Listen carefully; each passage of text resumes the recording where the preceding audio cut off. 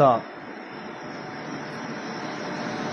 এই দধিচূড়া মহোৎসবটি শুধু কেবল একটি অনুষ্ঠান নয়, উৎসব নয় যে নিত্যানন্দ প্রভু বলেছেন আর সকলে ভক্তগণ আনন্দে দধিচূড়া খাচ্ছেন, এরকম নয়।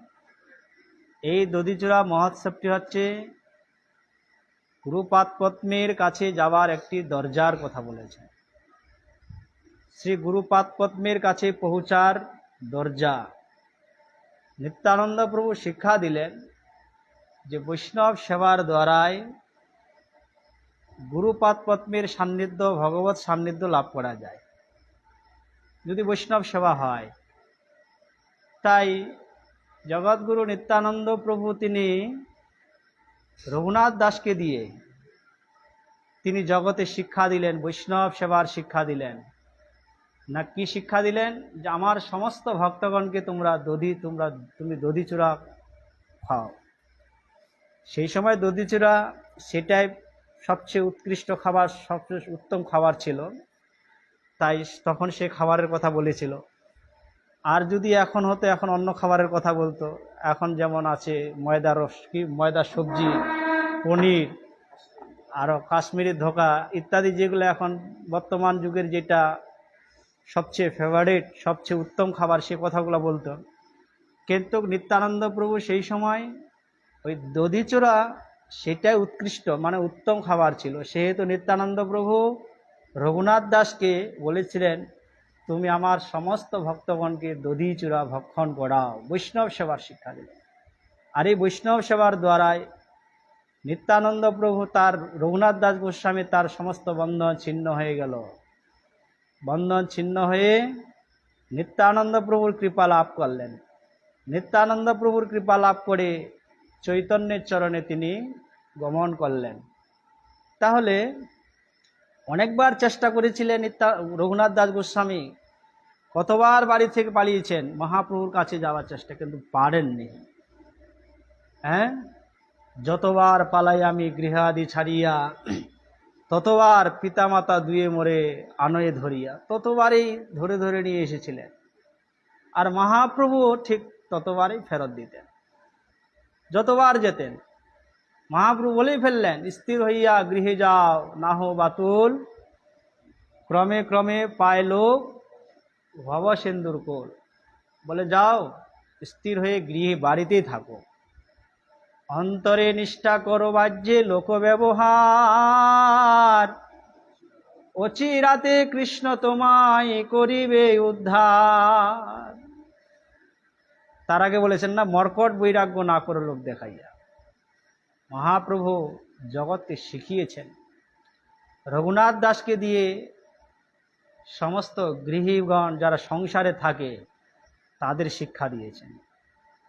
আবার হরিদাস ঠাকুরকে দিয়ে, ছোট হরিদাস ঠাকুরকে দিয়ে যারা বৈরাগী, যারা মঠবাসী, যারা ত্যাগী, তাদেরকে শিক্ষা দিয়েছেন। মহাপ্রভু তো সপার্ষদ স্বীয়ধাম, তার সমস্ত পরিকরগণকে তিনি নিয়ে এসে জগৎকে তিনি শিখিয়েছেন। রঘুনাথ দাসকে দিয়ে শিক্ষা দিলেন, স্থির হইয়া গৃহে যাও, গৃহে থাকো, বাতুল হইও না, ক্রমে ক্রমে পায় লোক ভব সিন্ধু। মর্কট বৈরাগ্য না করো লোক দেখাইয়া। মর্কট মানে বান্দর,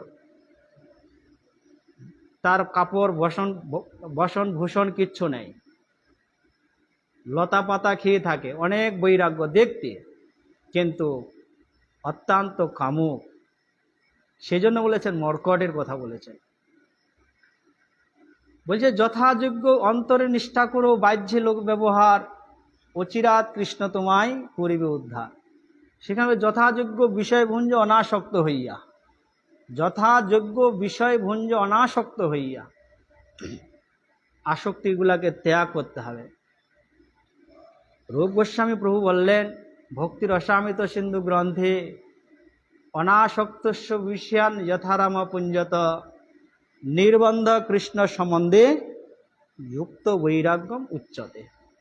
এ হলো যুক্ত বৈরাগ্য। তোমার বিষয় আছে, প্রভুপাদ বললেন, তোমার কনক ভোগের জনক কনকের দ্বারে সেবহ মাধব, কামিনীর কাম নহে তব ধাম, তাহারও মালিক কেবল যাদব। এই শ্লোকের তাৎপর্য প্রভুপাদ তিনি বর্ণনা করেছেন। আর রূপ গোস্বামী প্রভু রসামৃত সিন্ধু গ্রন্থে এই কথাই বললেন, অনাসক্তস্য বিষয়া, যত বিষয়গুলো আছে, বিষয় বলতে শুধু টাকা পয়সা এগুলাই যে বিষয় তা নয়, 5টা বিষয় আছে এই জগতে আরো। পঞ্চ বিষয়, রূপ রস শব্দ স্পর্শ গন্ধ, এগুলোও বিষয়। হ্যাঁ, বলছে অনাসক্তস্য বিষয়া যথারাম পুঞ্জত নির্বন্ধ কৃষ্ণ সম্বন্ধে। সমস্ত গুলাই যদি ভগবত সেবাতে যদি অর্পিত হয়ে যায়, ইহাতে যদি কোনো প্রকার আসক্তি না থাকে, এটাই যুক্ত বৈরাগ্য। যা কিছু আছে, তোমার কনক অর্থ বিষয় সম্পদ, তোমার কনক ভোগের জনক, ভোগের জনক বলতে স্ত্রী পুত্র সন্তান পরিজন, এরা আমার সেবার জন্য আমার সেবিকার জন্য এরা নহে, ভোগের জনক। এই প্রত্যেকটার দ্বারাই যখন আমরা গুরু গৌরাঙ্গের সেবা করতে পারবো, তখনই হবে যুক্ত বৈরাগ্য। আর ফল্গু বৈরাগ্যের কথা বলেছেন, ফল্গু বৈরাগ্য প্রাপঞ্চিকতয়া বুদ্ধিয়া হরি সম্বন্ধে বস্তু ন মুমুক্ষবে পরিত্যাগ বৈরাগ্য ফল্গু কথাতে। বৈরাগ্য ফল্গু কথাতে রসামৃত সিন্ধু গ্রন্থে বলছেন, এই প্রাপঞ্চিকতা বুদ্ধি যত কিছু আছে, এগুলাকে যখন আমরা নিজের ভোগ্য বস্তু করে ফেলি, এগুলাকে যখন আমরা আমাদের নিজের আমরা যখন সেব্য হয়ে যাই আর ভজনের ভান করি, এটা ফল্গু বৈরাগ্য। ফল্গু একটা নদী আছে, নদীতে জল থাকে না, কিন্তু একটু বালি মাটি সরিয়ে দিলে জল দেখা যায়, তাই তো ফল্গু নদী বলেছেন। তো উপরে যতই আমার বেশভূষা যাহা কিছু আমার থাকুক না কেন, যদি ওই সমস্তগুলা যদি ভিতরে যদি থাকে, আমি যদি সেব্য হয়ে যাই, তাহলে ফল্গু বৈরাগ্যের কথা বলেছেন। তো মহাপ্রভু বারবার রঘুনাথ দাসকে গৃহে প্রত্যাবর্তন করিয়েছেন, পাঠিয়ে দিয়েছেন।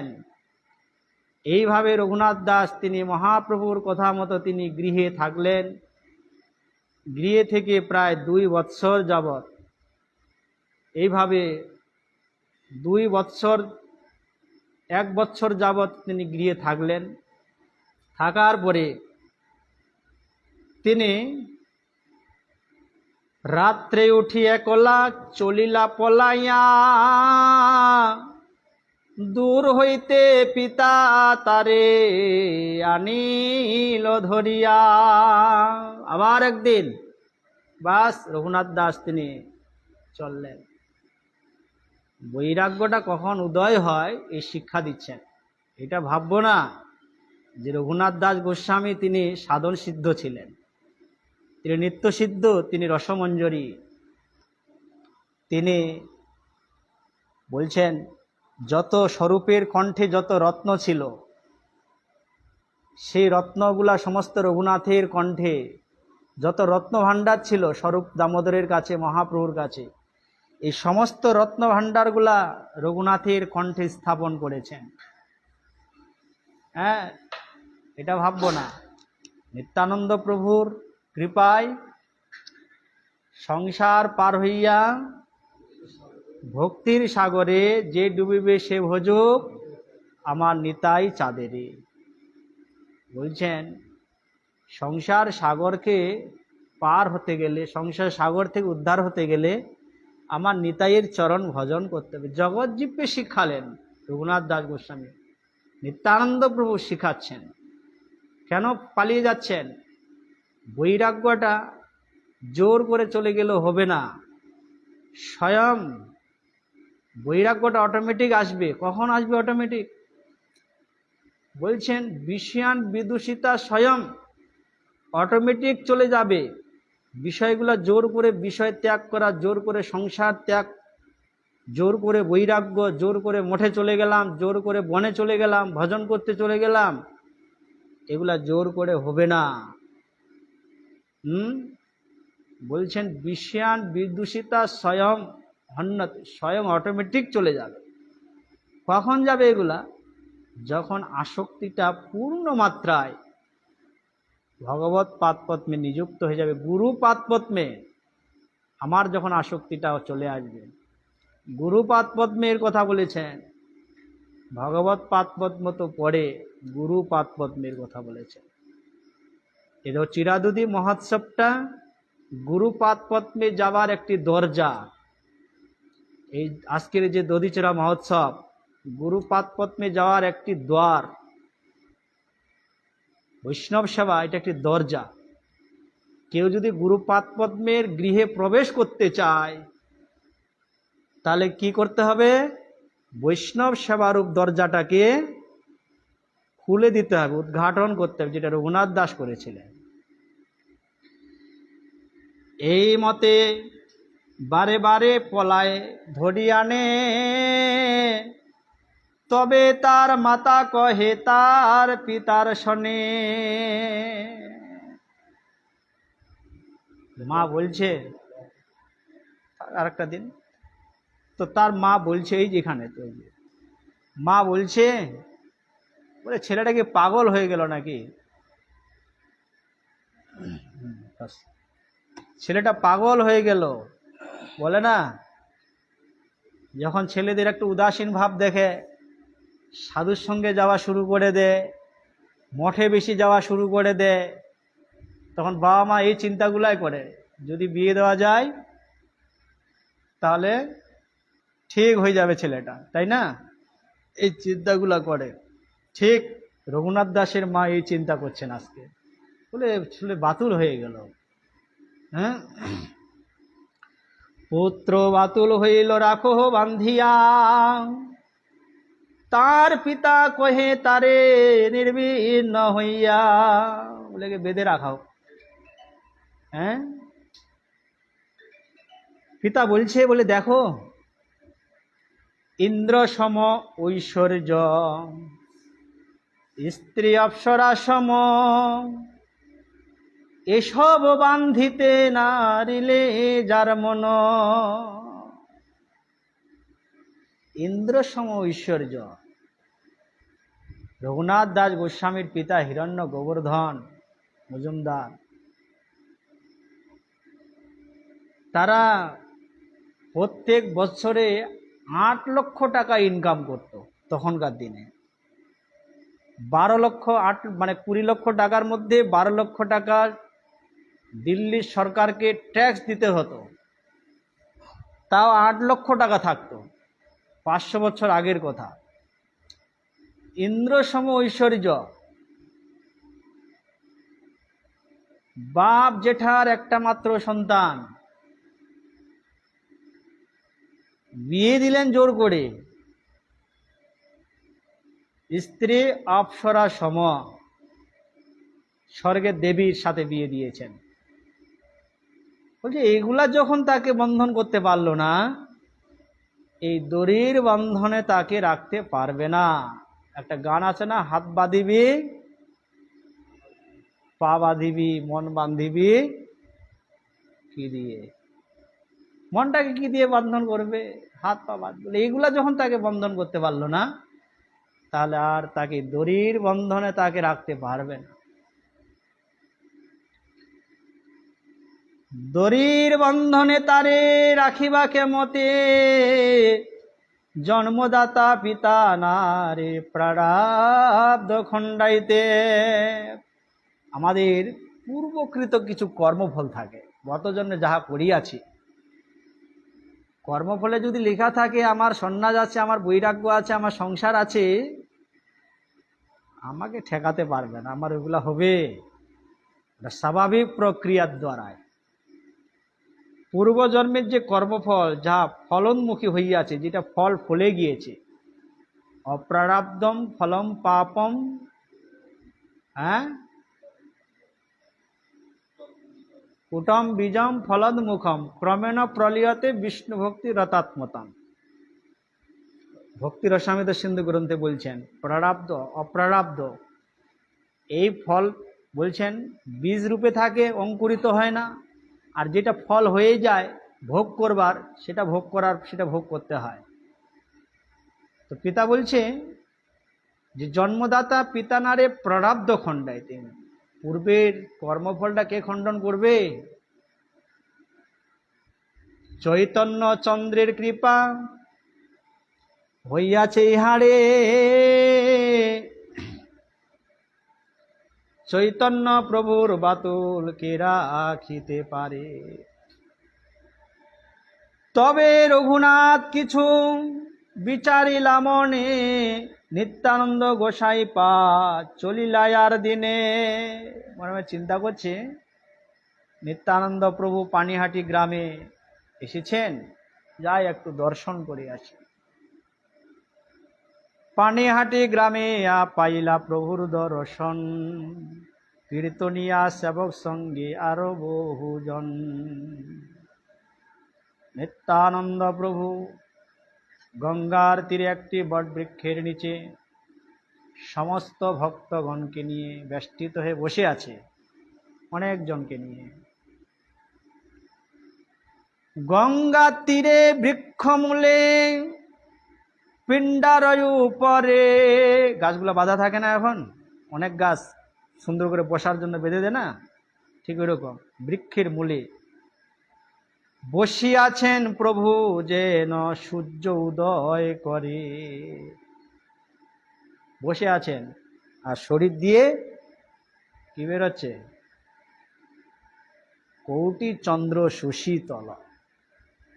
গৌর নিত্যানন্দকে বলেছেন কোটি চন্দ্রের ন্যায় তেজ বিশিষ্ট, কিন্তু সুশীতল, কোনো তাপ নেই। আবার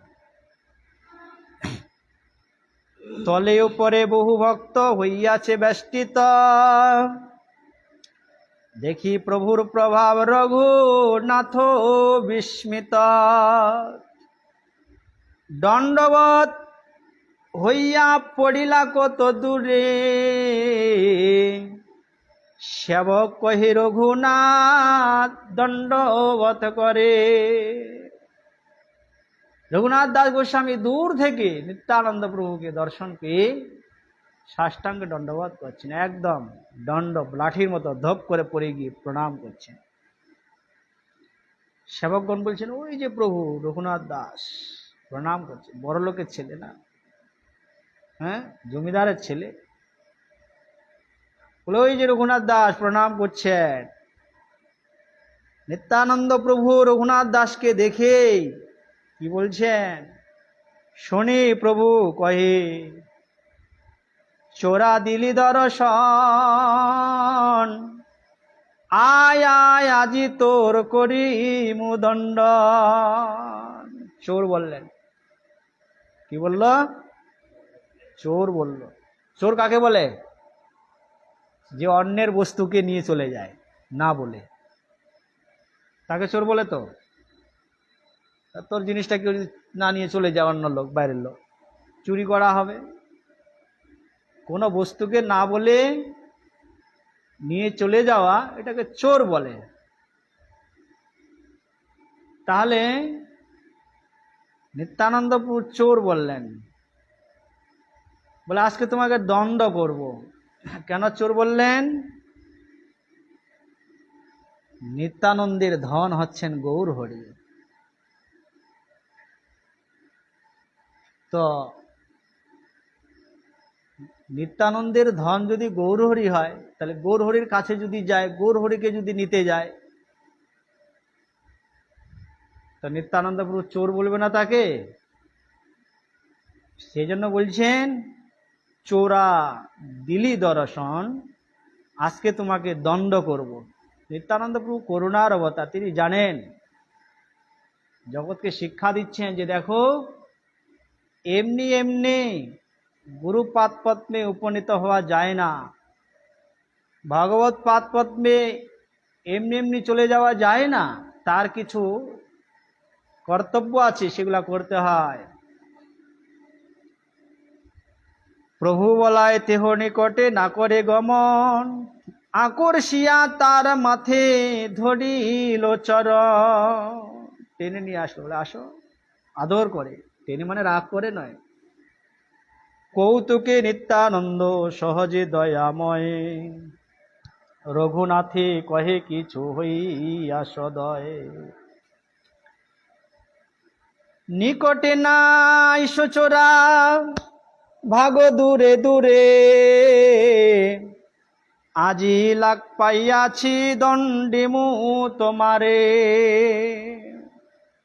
আজকে লাগ মানে তোমাকে হাতে পেয়েছি আজকে। নিকটে তো আসো না, দূরে দূরে চলে যাও, কিন্তু আজকে তোমাকে আমি হাতে পেয়েছি, আজকে তোমাকে দণ্ড দেব। কি দণ্ড দিয়েছে? আজকের যে খাওয়া দাওয়া, এখনকার যুগের লোক ভাবে এটা আবার কি খাওয়া দাওয়া, হ্যাঁ, চিড়া একটা খাওয়া হলো। দই এখন ঘর ঘর দই পাওয়া যায়, মিষ্টির ভান্ডারে কত সুন্দর হাতা চাকু দিয়ে কেটে কেটে হাতা কাটা দই পাওয়া যায়। এখনকার দিনে এটা সহজ খাবার। একটু ম্যাকারনি, চাউমিন, পেস্তা মেস্তা, কত ভেস্তা, কত ধরনের খাবার হয়েছে, কিন্তু তখনকার দিনে এই খাবারটাই ছিল সর্বশ্রেষ্ঠ উৎকৃষ্ট খাবার। উৎকৃষ্ট খাবার, এই খাবারটার কথায় রঘুনাথ বলেছে এটাকে ভক্তগণকে খাওয়াও। তাই বলছেন, দধি চিরা ভক্ষণ করাহ মোর গণে, শুনিয়াই আনন্দ হইল রঘুনাথের মনে। খুব আনন্দ হলো। এখন কাউকে বৈষ্ণব সেবা দিতে বললে, বাবা বৈষ্ণব সেবা দিতে বলছে, কত টাকা খরচা হয়ে যাবে, হ্যাঁ, কত পয়সা খরচা হয়ে যাবে। তাহলে কি আর গুরুপাদ পত্নী নিত্যানন্দ গৌর হরির চরণে পৌঁছাবে কি করে? বলে খাওয়াও। শুনে খুব আনন্দিত। জমিদারের ছেলে ছিল, সেই ক্ষণে নিজ লোক পাঠাইল গ্রামে, ভক্ষদ্রব্য লোক সব গ্রাম হইতে আনে। চিরাদধি দুগ্ধ সন্দেশ আরো চিনি কলা, সব দ্রব্য আনাইলা চৌদিকে ধরিলা। শুধু যে চিরার দই আর গুড় কলা দিলে হবে না, অনেক কিছু আছে, এগুলো নিয়ে আসতে হবে, এগুলো ভোগ দিতে হবে। শুধু চিরা দুধির কথা বলি, বাকিগুলো নিয়ে আসতে হবে না, ওগুলো আনতে হবে। সন্দেশ আছে, পাকা কলা আছে, তারপরে বর্তমান কলা আছে, ঘন দুগ্ধ আছে, ঘন দুগ্ধের মধ্যে চিরা ভিজাতে হবে। আবার শুধু দই চিরা না, দুধ চিরাও আছে এর মধ্যে, আমরা শুনবো এখন। মহোৎসব নাম শুনি ব্রাহ্মণ সজ্জন, আসিতে লাগিল লোক অসংখ্য গণ। আর গ্রামান্তর হইতে সামগ্রী আনিল, শত দুই চারি হল্লা আনাইল।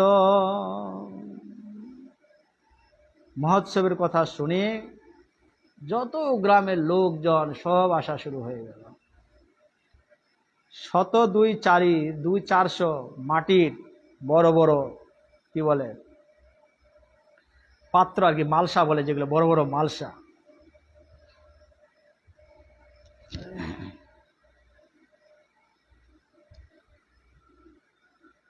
বড় বড় মৃৎকুণ্ডিকা আনাইল পাশ্চাতে, এক বিপ্র প্রভু লাগি চিরাভি যায় তাতে। এক ঠাই তপ্ত দুগ্ধে চিরাভি যাইয়া, গরম দুধে চিরা ভিজিয়েছে একটা। অর্ধেক ছানিল দধি চিনি কলা দিয়া, আবার অর্ধেক দই দিয়ে চিনি কলা দিয়ে, আর অর্ধেক ঘনাবৃত দুগ্ধেতে ছানিল। ঘন দুগ্ধে চাপা কলা চিনি ঘৃত কর্পূর তাতে দিল। ধুতি পরি প্রভু যদি পিণ্ডাতে বসিলা, 7 কুণ্ডি বিপ্র তার আগেতে ধরিলা। চৌতারা উপরে যত প্রভুর নিজ গণে, বড় বড় লোক বসিলা মণ্ডলী রচনে। সব গোলাকার করে সব বসছে। রামদাস, সুন্দরানন্দ, দাসগদাধর, মুরারি, কমলাকর, সদাশিব পুরন্দর, ধনঞ্জয়, জগদীশ, পরমেশ্বর দাস, মহেশ, গৌরী দাস, হর কৃষ্ণ দাস, উদ্ধারণ দত্ত আদি যত নিজগণ, উপরে বসিলা সবকে করে গণন। নিত্যানন্দ প্রভুর যত ভক্তগণের কথা বলছে। শনি পণ্ডিত ভট্টাচার্য যত বিপ্র আইলা, মান্য করে প্রভু তারে উপরে বসাইলাম।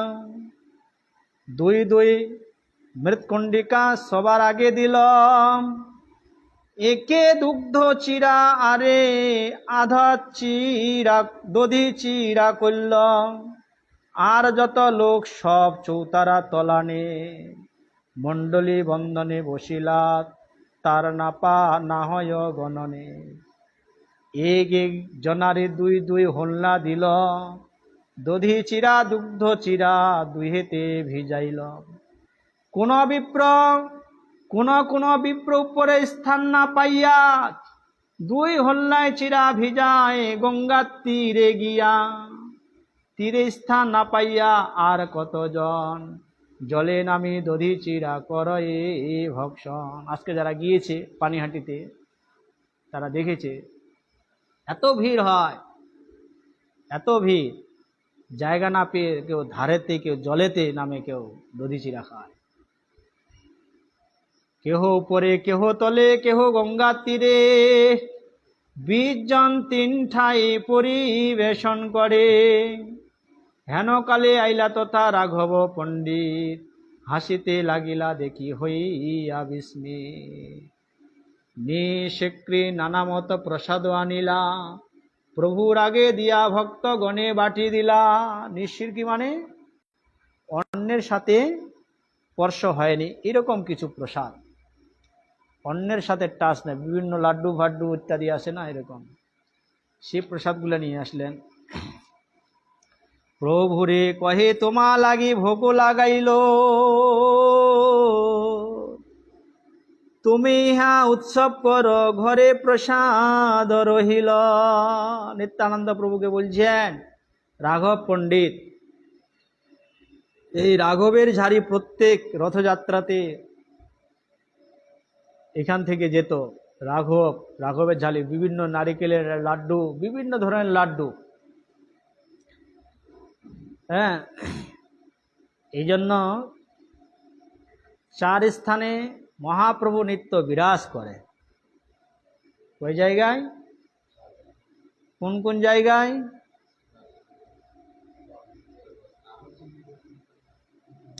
শচী মাতা রন্দনে,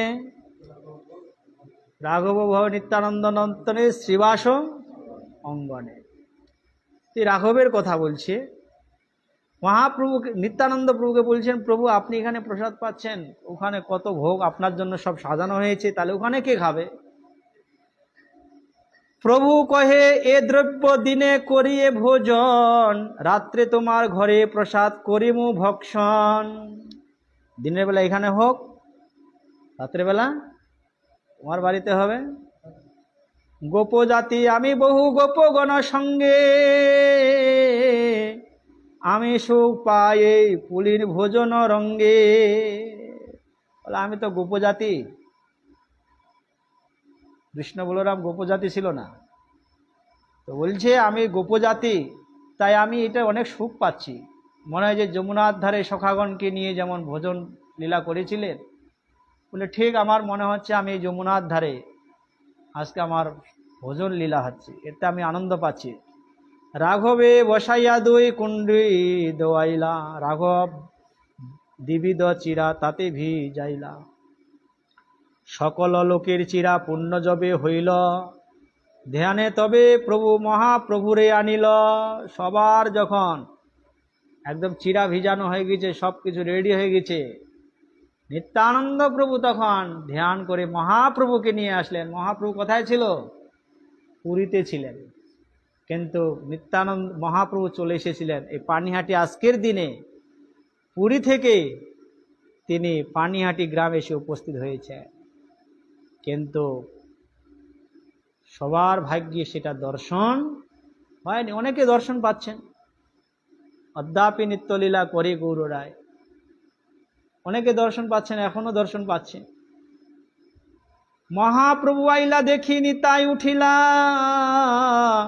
তারে লইয়া সবার চিরা দেখিতে লাগিলা। মহাপ্রভু এসেছেন, নিত্যানন্দ প্রভু মহাপ্রভুর সাথে দুইজনে সব দেখে বেড়াচ্ছে, অনুষ্ঠান দেখে বেড়ায় না? হ্যাঁ, কেমন পরিবেশন হচ্ছে, কিংবা কেমন করে ভিজিয়েছে, কেমন করে চিরা মেখেছে ইত্যাদি। সকল কুণ্ডির হল্লায় চিরা এক এক গ্রাস, মহাপ্রভুর মুখে দেন করি পরিহাস। হাসি মহাপ্রভু আর এক গ্রাস লইয়া, তার মুখে দিয়া খাওয়ায় হাসিয়া হাসিয়া। সব জায়গা থেকে এক মুষ্টি নিয়ে নিয়ে মহাপ্রভুর মুখে একটু করে দিচ্ছে, আর মহাপ্রভু নিয়ে নিত্যানন্দ প্রভুর মুখে দিলেন। এই মতো নিতাই বলে সকল মণ্ডলে, দণ্ডাইয়া রঙ্গ দেখে বৈষ্ণব সকলে।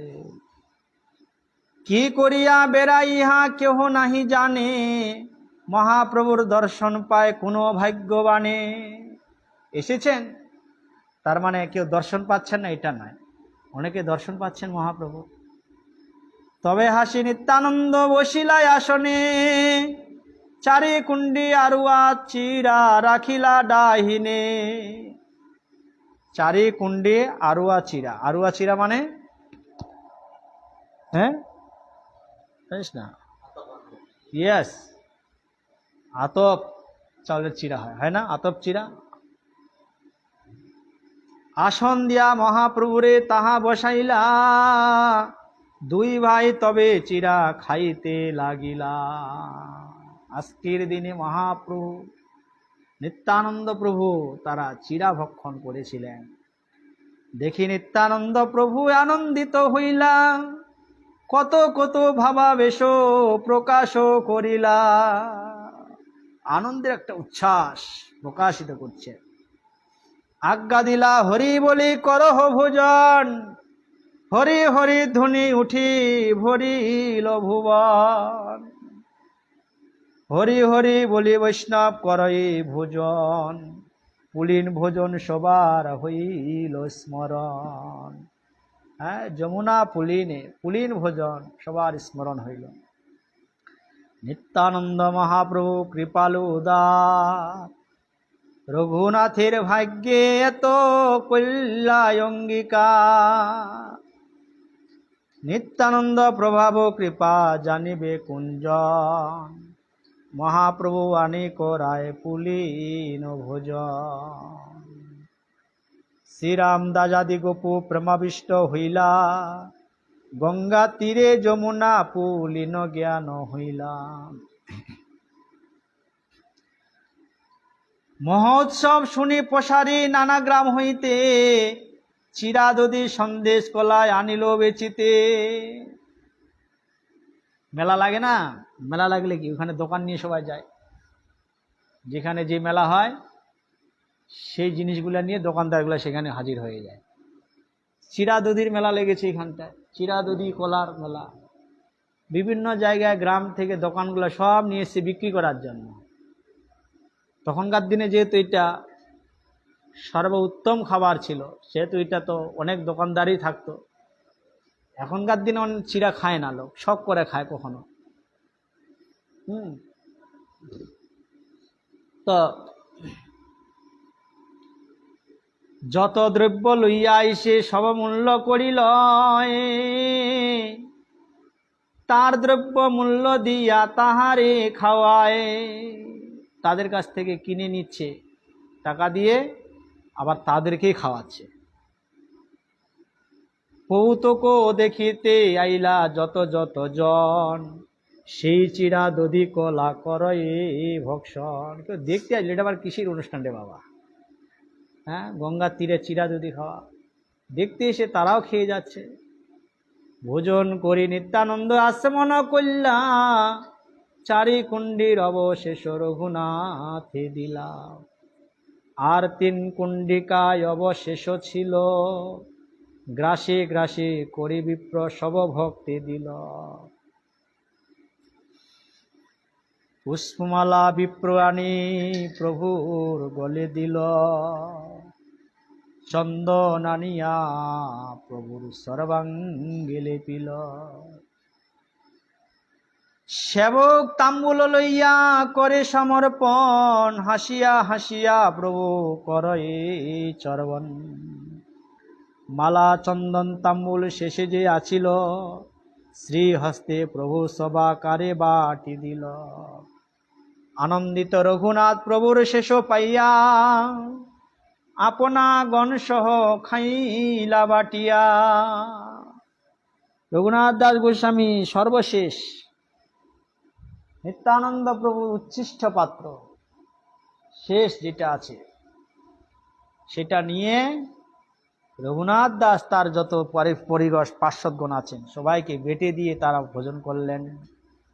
এই তো কহিল নিত্যানন্দের বিহার, চিরাদধি মহোৎসব নামে খ্যাতি যা। তাই তো নাম হয়েছে দধি চিরা স্মৃতি উৎসব, দণ্ড উৎসব। মানে আজকে দণ্ড দিয়েছেন। দণ্ড মানে কি? পানিশমেন্ট নাকি সাজা, বলে তোমাকে এটা করতে হবে।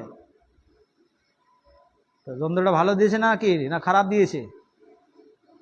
ভালো দিয়েছে।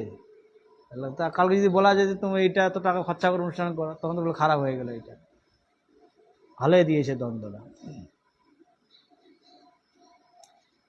প্রভুর বিশ্রাম কইলা যদি দিন শেষ হইল, রাঘব মন্দিরে তবে কীর্তন আরম্ভিল।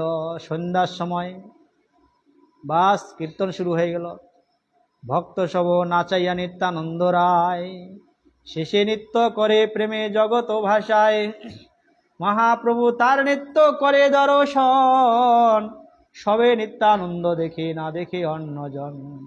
মহাপ্রভু নৃত্য করছে নিত্যানন্দ প্রভুর সাথে, ভক্তগণের সাথে। নিত্যানন্দের নৃত্য যেন তাহার নর্তনে, উপমা দিবার নাহি এতে নভুবনে। নৃত্যের মাধুরী কেবা বর্ণিবারে পারে, মহাপ্রভু আইসে যে নৃত্য দেখিবারে। নৃত্য করি প্রভু যবে বিশ্রাম করিলা, ভোজনের লাগি পণ্ডিত নিবেদন করিলা। ভোজনে বসিলা প্রভু নিজ গণ লইয়া, মহাপ্রভু আসন ডাহিনে পাতিয়া। মহাপ্রভু আসি সেই আসনে বসিলা, দেখি রাঘবের মনে আনন্দ বাড়িলা। দুই ভাই আগে প্রসাদ আনিল ধরিয়া, সকল বৈষ্ণবে পিছে পরিবেশন করলাম। নানা প্রকার পিঠা পায় দিব্য সালয় অন্ন, অমৃত নিন্দয়ে জয়ছে বিবিধ ব্যঞ্জন। রাঘব ঠাকুরের প্রসাদ অমৃতের সার, মহাপ্রভু যাহা খাইতে আইসে বারবার। রাঘব ঠাকুরের প্রসাদ অমৃতের সার, মহাপ্রভু যাহা খাইতে আইসে বারবার। কেন অমৃতের সার? সেবার মধ্যে অখিল চেষ্টা থাকতে হবে। এই চৈতন্য ভাগবতেই বলেছেন, রাঘবের বর্ণনা করেছেন। তার বাড়িতে নারিকেলের বাগান, প্রচুর নারিকেলের গাছ, লাড্ডু করে নারিকেল দিয়ে।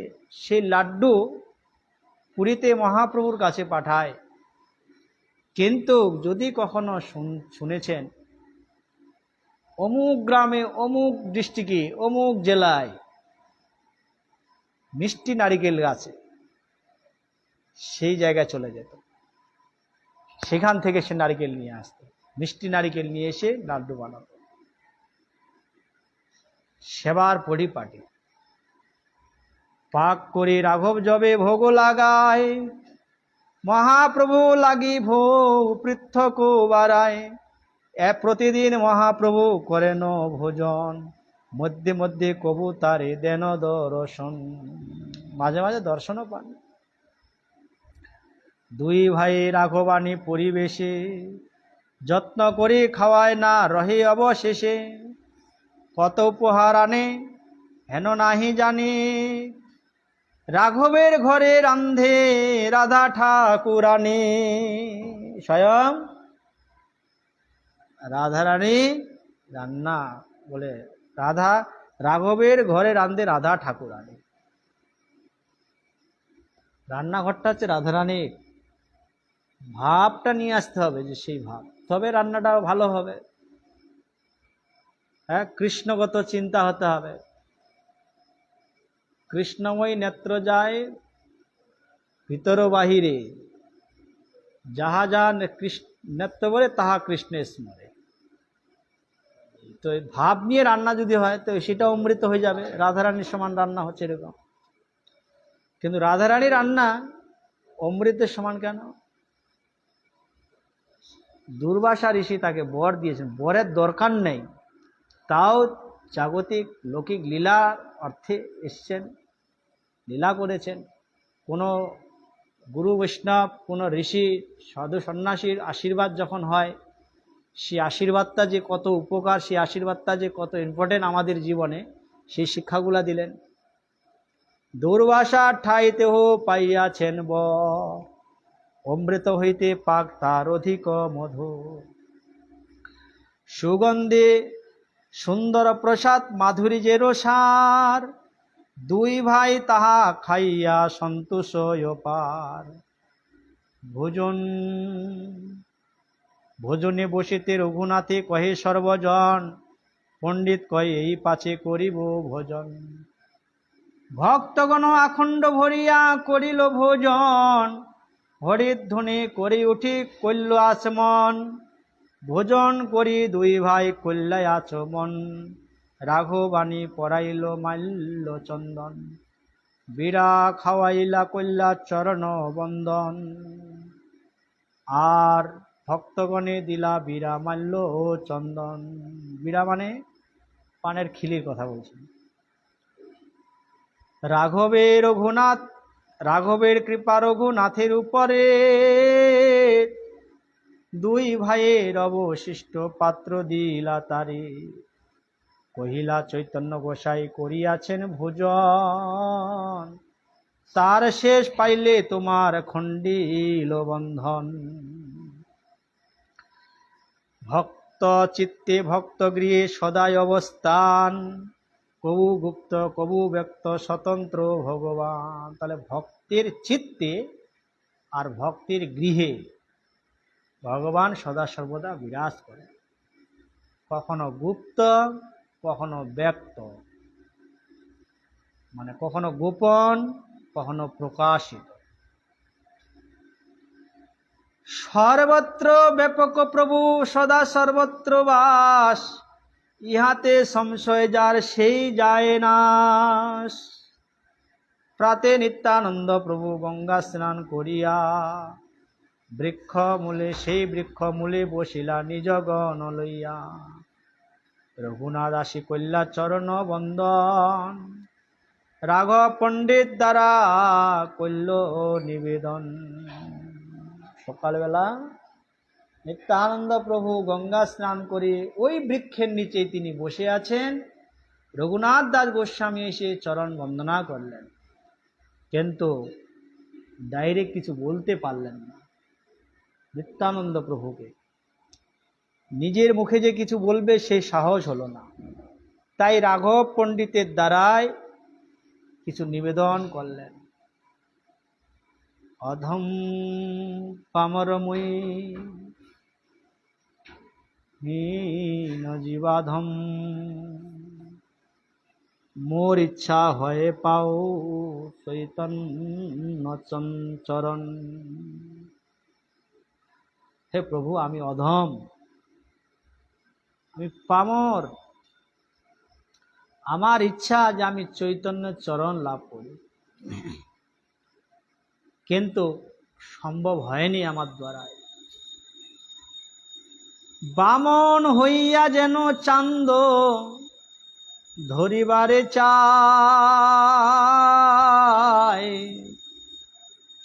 অনেক যত্ন করল তাতে কবু সিদ্ধ নয়। যতবার পলাই আমি গৃহ আদি ছাড়িয়া, পিতা মাতা দুই মরে রাখয়ে বান্ধিয়া। আমি যতবার ঘর ছেড়ে চলে গিয়েছি ততবারেই আমাকে ধরে নিয়ে এসেছিল, এসে বেঁধে রেখেছিল।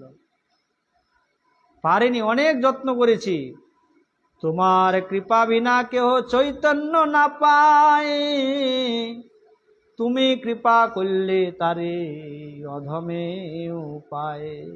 নিত্যানন্দ প্রভুর চরণে নিবেদন করছেন, প্রভু তোমার কৃপা বিনা কেহ চৈতন্য না পায়, তুমি কৃপা করিলে অধমে উপায়। তুমি যাকে কৃপা করবে সেই পাবে। অযোগ্য মুই নিবেদন করিতে করি ভয়, মোরে চৈতন্য দেহ গোসাই হইয়া সদয়। মোর মাথে পদ ধরি করহ প্রসাদ, নির্বিঘ্নে চৈতন্য পাও করো আশীর্বাদ। নিত্যানন্দ প্রভুর কাছে নিবেদন করছে। নিত্যানন্দ মানে গুরুদত্ত, গুরুদেবের কাছে ঠিক এই প্রকার নিবেদন করতে হবে। শুনি হাসি কহে প্রভু সব ভক্ত গণে, ইহার বিষয় সুখ ইন্দ্র সুখ সমে। চৈতন্য কৃপাতে সেহ নাহি ভয়ে মানে, আর সবে আশীর্বাদ কর পাও চৈতন্য চন্দ্রের চরণে। বাস, নিত্যানন্দ প্রভু আশীর্বাদ করে দিলেন। ভক্তগণকে বলছেন সবাই আশীর্বাদ করো, যেন চৈতন্যের চরণ যেন লাভ করতে পারে। কৃষ্ণের পাদ পদ্মগন্ধ যেই জন পায়, আর ব্রহ্মলোক আদি সুখ তারে নাহি ভাই। যে একবার ভগবানের পাদপদ্মের গন্ধ, কৃষ্ণের পাদপদ্মের গন্ধ যে লাভ করতে পেরেছে, যে একবার বৈরাগ্যের স্বাদ বুঝতে পেরেছে, যে সংসার নিবৃত্তি হয়ে গেলে কি স্বাদ বুঝতে পেরেছে, সেই জগতের কোনো সুখ তাকে আর আটক করতে পারবে না, তাকে বন্ধন করতে পারবে না। হ্যাঁ, কত বিষয় সম্পদ, জাগতিক সমস্ত পদ পদবী শিক্ষা সমস্ত কিছু পদদলিত করে দিয়ে সে ঠিক ভগবৎ পাদ পদ্মে, গুরু পাদ পদ্মে উপনীত হয়ে যায়। গোস্বামীগণ ছিলেন, কি অভাব ছিল, অর্থমন্ত্রী, প্রধানমন্ত্রী, গুরুবর্গগণ ছিলেন সব জমিদার, কি অভাব ছিল, কিন্তু জাগতিক বিষয়ে, জাগতিক কোনো কিছুই তাদেরকে বন্ধন করে, সমস্ত কিছু পদদলিত করে দিয়ে তারা ছুটে চলে গিয়েছেন। যাদুস্তেজাম দারসুতান সুহৃত রাজ্যম হৃদি স্পৃশ জুহ যুবৈয় মলবদ উত্তম শ্লোক লালসা। ভরত মহারাজের কথা বলছেন। তিনি যুবা অবস্থাতেই সমস্ত কিছু ত্যাগ করে, মলবদ ত্যাগ করে তিনি ভগবত তপস্যায় চলে গিয়েছিলেন। উত্তম শ্লোক লালসা। তবে রঘুনাথে প্রভু নিকটে বসাইলা, তার মাথে পদ ধরি কহিতে লাগিলা। নিত্যানন্দ প্রভু বলছেন, মাথায় চরণ দিয়ে বলছেন, তুমি যে করাইলা এই পুলিন ভোজন, তোমার কৃপায় করি গৌর কল্যায় আগমন, তোমায় কৃপা করি গৌর কল্যায় আগমন, কৃপা করি কল্য চিরা দুগ্ধ ভোজন, নৃত্য দেখি রাত্রে কল্যা প্রসাদ ও ভক্ষণ। বলে তোমাকে কৃপা করবার জন্য গৌরহরি এখানে আগমন করেছেন, শুধু তাই নয় তোমার চিরাদধি ভক্ষণ করেছেন, রাত্রে অনেক নৃত্য করে ভোজন করেছেন। তোমায় উদ্ধারিতে গৌর আইলাই আপনে, ছুটিল তোমার যত বিঘ্নাদি বন্ধনে, স্বরূপের স্থানে তোমার করিবে সমর্পণে, অন্তরঙ্গ ভৃত্য বলি রাখিবে চরণে। সব বলে দিল যে তোমার যখন এই বন্ধন ছিন্ন হয়ে যাবে, তুমি যখন চৈতন্যের চন্দ্রে যখন তুমি গমন করবে, তখন স্বরূপের স্থানে তোমাকে সমর্পণ করবে। আর অন্তরঙ্গ ভৃত্য বলে স্বরূপ দামোদর স্বয়ং ললিতা সখীর অবতার, নিশ্চিন্ত হইয়া যাহো আপন ভবন, অচিরে নির্বিঘ্নে পাবে চৈতন্য চন্দ্র চরণ। বলে যাও, বাড়ি চলে যাও, আর কোনো চিন্তা নেই, এবার তুমি পেয়ে যাবে। সবভক্ত দ্বারে তারি আশীর্বাদ করাইল, তা সবার চরণে রঘুনাথ বন্দিলা। প্রভুর আজ্ঞা লইয়া বৈষ্ণবের আজ্ঞা লইয়া, রাঘব সহিত নিবৃত্তে যুক্তি কল্যা, যুক্তি করি শতমুদ্রা সোনা তোলা সাথে, নিবৃত্তি দিলা প্রভু ভান্ডারীর হাতে। বাস রঘুনাথ দাস তিনি বাড়িতে যাবে, বাড়িতে যাওয়ার পরে তিনি তার বৈরাগ্যের সুযোগ আসবে, তিনি চৈতন্যের চন্দ্রে চলে যাবেন। পরবর্তীতে আবার আস্বাদন আবার আমরা অধ্যয়ন করব। শ্রীকৃষ্ণ চৈতন্য প্রভু নিত্যানন্দ, শ্রী অদ্বৈত গদাধর শ্রীবাসাদি গৌর ভক্তবৃন্দ। হরে কৃষ্ণ।